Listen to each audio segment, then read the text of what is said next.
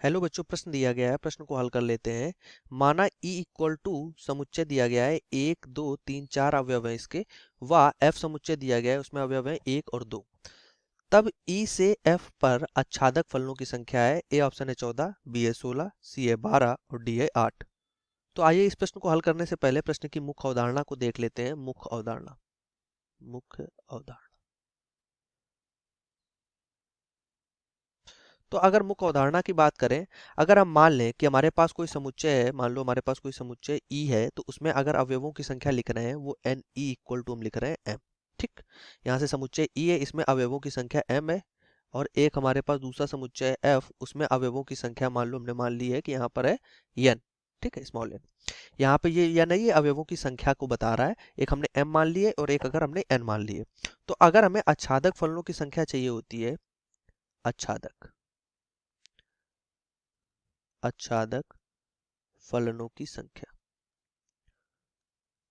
ठीक है, तो इसके लिए हम एक सूत्र लिखते हैं। यहाँ से हमारे पास एक सूत्र होता है कि जब हमारे पास दो स्थितियों में होता है कि जब m का मान जो है वो ग्रेटर देन और इक्वल टू n है।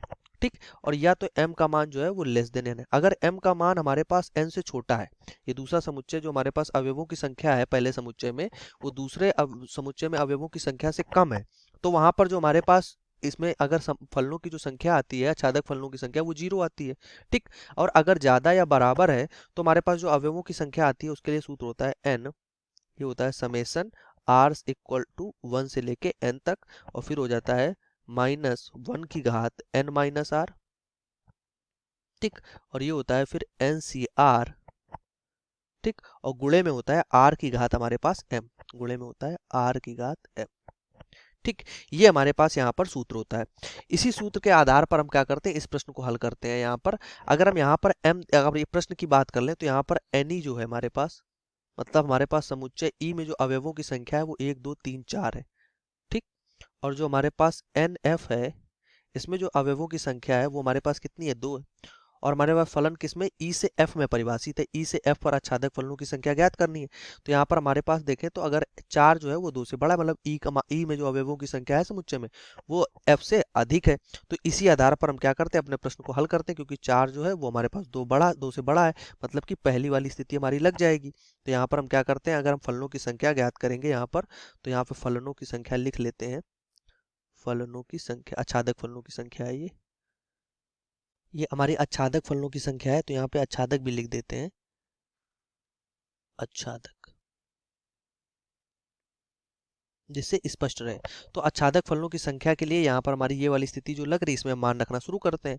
तो यहाँ से हो जाएगा समेसन r की वैल्यू हो जाएगी 1 से लेके n तक। n यहाँ पर क्या था, दूसरे वाला जो समुच्चय था इसमें अवयवों की संख्या। तो दूसरे वाले समुच्चय में अवयवों की संख्या कितनी है, 2। तो यहाँ पे r 1 से लेके 2 तक हो जाएगा। ठीक, माइनस 1 की घात n माइनस आर। n यही है हमारे पास दूसरे वाले में, तो 2 माइनस r। ठीक, NCR, n मतलब कि 2, CR, और r की घात m है, तो r की घात यहाँ पर हो जाएगा m। m का मान क्या है, पहले वाले समुच्चय में अवयवों की संख्या 4 है, तो इसको 4 लिख देते हैं। ठीक, अब पहले r बराबर 1 रखेंगे, फिर r बराबर 2 रख देंगे, क्योंकि r का मान 1 से 2 तक है। चलो रखते हैं, पहले 1 रखते हैं, तो -1 की घात 2 माइनस 1। ठीक, और यहाँ से हो जाएगा 2C1, और ये r की मतलब कि 1 की घात कितना हो जाएगा, 4 हो जाएगा। ठीक, ये बात समझ में आ गई। अब हम क्या करते हैं, धन लगाते हैं, क्योंकि समेसन का मतलब ही होता है हमारे पास धन। तो यहाँ पर हम क्या करते हैं, धन का चिन्ह लगा देते हैं और आगे बढ़ जाते हैं। अब हम r का मान कितना रखेंगे, अब हम r का मान 2 रखेंगे। तो यहाँ से हो जाएगा -1 की घात, यहाँ से हो जाएगा 2 माइनस 2, और यहाँ से हो जाएगा 2C2, और r मतलब कि यहाँ पे 2 की घात यहाँ पर कितना हो जाएगा, 4 हो जाएगा। ठीक, यहाँ पर 1 की घात 4 हुआ था, यहाँ 2 की घात 4 हो गया। अब इसको हल कर लेते हैं दोनों को।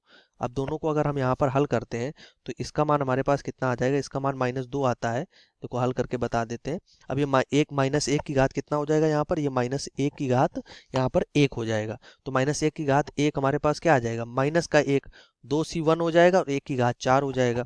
तो यहाँ से कितना आ जाएगा, 2 आ जाएगा, तो माइनस का 2 लिख देंगे क्योंकि माइनस एक आगे से आ रहा था तो ये -2 हो गया। ठीक, और प्लस आ गया यहाँ पर। अगर हम -1 अब इधर आ जाते हैं पीछे दूसरे वाले पे, ये 2 की घात 2 मतलब ये कट जाएगा, 0 हो जाएगा, तो मतलब कि घात में 0 1 हो जाएगा। 2c2 हमारे पास हो जाएगा, 2 की घात 4, 2c2 तो 1 हो गया, 2 की घात 4 की वैल्यू 16 आ जाएगी, तो +16 आ जाएगी। तो यहाँ से कुल संख्या कितनी आ जाएगी, 14। मतलब कि यहाँ पर आच्छादक फलनों की जो कुल संख्या है वो कितनी है, 14 है ई से एफ में। ठीक है, तो यही प्रश्न का हमारे पास उत्तर हो जाएगा। अगर हम यहाँ पर ऑप्शन की बात कर लें तो पहला ऑप्शन हमारा सही हो जाएगा। तो आशा करते हैं प्रश्न का उत्तर समझ में आया होगा। धन्यवाद।